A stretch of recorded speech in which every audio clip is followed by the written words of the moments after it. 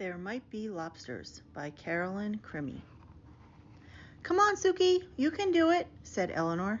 She stood at the bottom of the stairs to the beach and waved to Sukie. But Sukie was just a small dog, and the stairs were big and sandy, and she hadn't had lunch yet, and her foot hurt a little, and she might get a shell stuck up her nose, and she might tumble down on her head, and then she'd need stitches, and besides, there might be lobsters. So Sukie sat at the top of the stairs with Chunka by her side. Oh, all right, said Eleanor. She picked them both up with a tisk and a huff and carried them down the stairs. Come on, Sukie, you can do it, said Eleanor. She tossed a beach ball Sukie's way.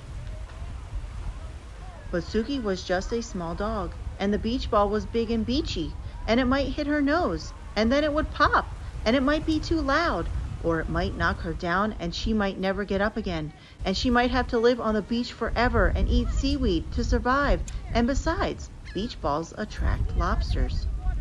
So Sukie sat far away from the beach ball with Chunka by her side. Oh, Sukie, Eleanor swooped that pup up with a tisk and a huff and cradled her in her arms. Come on, Sukie, you can do it. Eleanor stood at the water's edge and splashed a little splash at Sukie. But Sukie was just a small dog, and those waves were big, and they were whooshy, and they were salty, and they were too wet, and they might toss her out to the middle of the sea, and she might float all the way to Tasmania, or even Florida, and she might be swallowed by a whale, and she wasn't wearing a bathing suit, and besides, there might be lobsters. So Sukie sat at the edge of the water with Chunka by her side. Oh, Sukie, said Eleanor. She shook her head and dove into the waves. Sukie sat and watched beach balls bouncing and big boys running and umbrellas flapping and lifeguards blowing loud whistles and waves splish-splashing with Chunka. Floating out to sea! Sukie barked for Chunka to come back. Chunka started to sink.